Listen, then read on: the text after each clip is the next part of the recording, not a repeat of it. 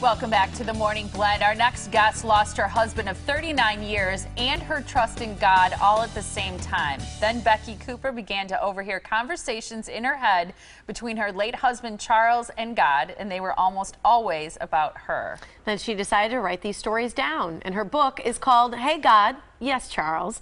She says it's a way to help others who are grieving, especially during the holidays. And Becky joins us now to talk about some of her triggers and her triumphs. Welcome to the Morning Blend. Thank you for having me. Yeah. Great to meet you. Your anniversary of losing your husband of 39 years is coming up on Thanksgiving. It is actually on Thanksgiving Day this on year. Thanksgiving Day, and we were talking during the break that holidays in particular are really difficult for someone who have lost a loved one, especially when the anniversary is at the same timing.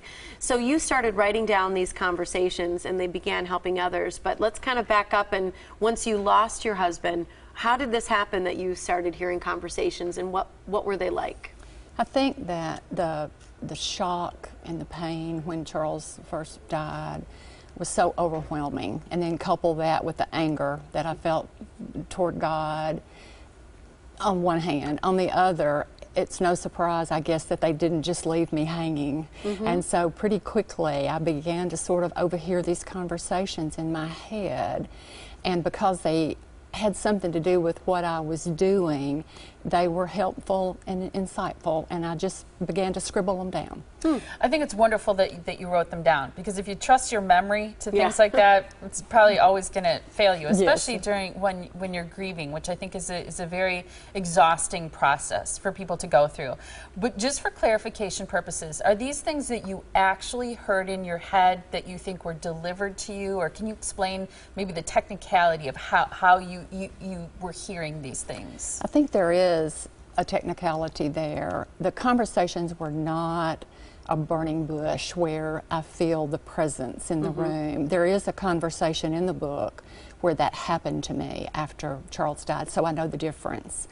These were conversations that I could hear and see in my head between Charles and God, but that was a little different than feeling an actual presence of them in my living room. Because a lot of people will say once they've lost someone that they do feel a presence. They get little signals, little signs, things that whether they've talked about or just haven't talked about, that they get the smell of their cologne or perfume, the maybe a number or a saying or something, you know, that you kind of get. How do you kind of bridge that with people that you've talked to, or in your own experience about finding the presence versus the hearing? Well, it's been an interesting conversation since this has happened almost 8 years ago.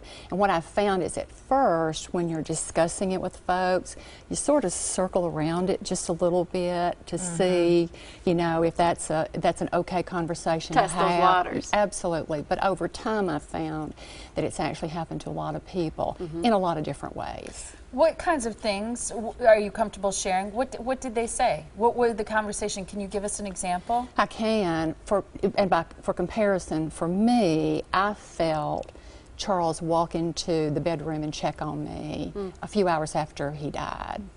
I have a friend who physically felt the body of her husband in bed with her after his death, and I've heard stories in between. A lot of people would say, well, maybe you're making this up to make yourself feel better. How do you, I know you said you kind of test the waters to see if a conversation is open. How do you feel in terms of explaining? Because I think, you know, when you're a believer and you have situations like that, sometimes you don't have to explain it.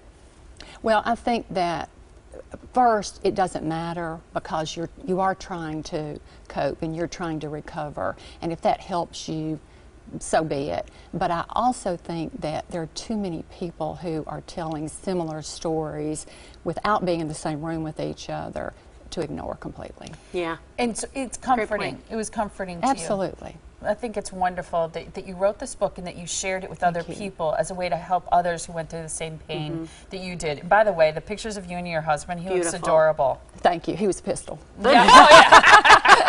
He's a pistol and he's adorable. He's going to love that comment. HeyGodYesCharles.com is the website to visit for this wonderful book with the same name. It's such a pleasure to meet you. Yeah, it was Thank really you great. so much. Thank you. Yeah. Yeah. All right, after the break.